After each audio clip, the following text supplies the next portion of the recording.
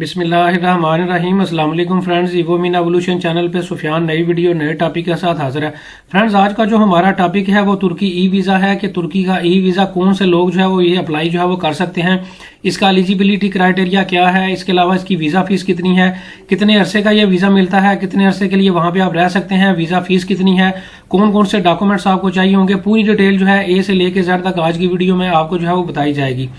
Friends, video को जो है वो स्टार्ट करते हैं। इस वक्त तुर्की का ई वीज़ा पोर्टल जो गवर्नमेंट का ऑफिशियल पोर्टल है उस पर मैं मौजूद हूँ। इसका लिंक मैं नीचे डिस्क्रिप्शन में दे दूंगा। सबसे पहले आप दे सकते हैं कि who is eligible for e visa. Friends, आप दे सकते हैं कि इसमें अफगानिस्तान का नाम भी जो है वो शामिल है। इसके अलावा नीचे स्क्रॉल डाउन करेंगे तो पाकिस्तान का नाम भी इसमें शामिल है। इसके अलावा इंडिया का नाम भी इसमें शामिल है। इसके अलावा बांग्लादेश का नाम भी इसमें शामिल है। इसके अलावा मालदीव, नेपाल का नाम भी इसमें जो है वो शामिल है। फ्रेंड्स, ये तमाम शहरियत रखने वाले लोग जो है ये वीज़ा ई वीज़ा जो है वो अप्लाई कर सकते हैं, लेकिन इसमें एक शर्त रखी गई है। फ्रेंड्स, शर्त ये रखी गई है कि अगर आपके पास इन ममालिक का जो है वो वैलिड वीज़ा मौजूद है तो आप तुर्की का ई वीज़ा ले सकते हैं।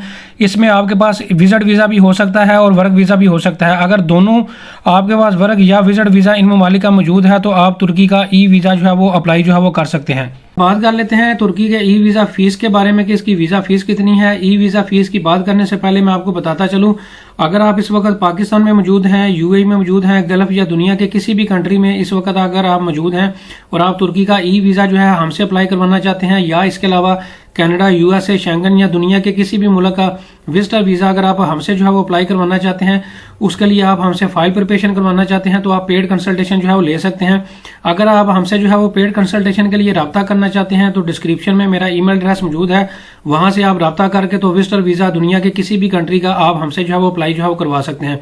और सिर्फ वही अफराद जो है वो रब्ता करें जिनके पास प्रॉपर बिजनेस या जॉब के डॉक्यूमेंट्स मौजूद हैं। इसके अलावा बैंक स्टेटमेंट मौजूद है। फ्रेंड्स, अब इसकी वीज़ा फीस की बात कर लेते हैं। फ्रेंड्स, इसकी जो वीज़ा फीस है वो $61 है, यूएस डॉलर है, जो कि आज की डेट के मुताबिक है। शायद ये कुछ अरसे बाद आप वीडियो देखें तो ये कम या ज्यादा हो सकती है, लेकिन इसकी जो वीज़ा फीस है वो $61 है। फ्रेंड्स, ये तुर्की का ई वीज़ा भी मैं आपको यहाँ पे जो है वो लैपटॉप की स्क्रीन पे दिखा देता हूँ। इस तरह से ई वीज़ा जो है वो आपको ग्रांट होगा। यहाँ पे आपका बारकोड जनरेट होगा।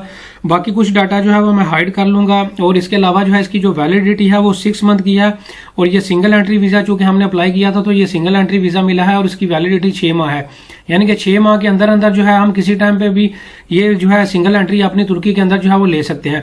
अब फ्रेंड्स, बात कर लेते हैं इसके लिए कौन कौन से डॉक्यूमेंट्स की आपको जो है जरूरत होगी। तो मैं वीज़े को नीचे स्क्रॉल डाउन करूंगा तो आप देख सकते हैं कि इसके लिए मेडिकल ट्रैवल इंश्योरेंस जो है वो आपको चाहिए होगी। इसके अलावा कंफर्म होटल बुकिंग आपके पास होनी चाहिए।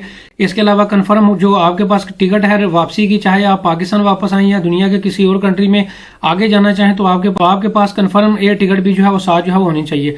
फ्रेंड, इसमें मैक्सिमम 30 दिन का आप जो है वो स्टे जो है वो लगातार जो है वो कर सकते हैं। इससे ज्यादा का जो है वो आप स्टे जो है वो इस पे जो है वो नहीं कर सकते। फ्रेंड्स, पूरी डिटेल तुर्की ई वीज़ा के बारे में मैंने ए से लेकर जेड तक जो है वो आपको बता दी है। अगर फर्दर भी आपका कोई क्वेश्चन है तो डिस्क्रिप्शन में मेरा ईमेल एड्रेस मौजूद है, वहां से आप रब्ता कर सकते हैं या कमेंट सेक्शन में मेरे से पूछ सकते हैं।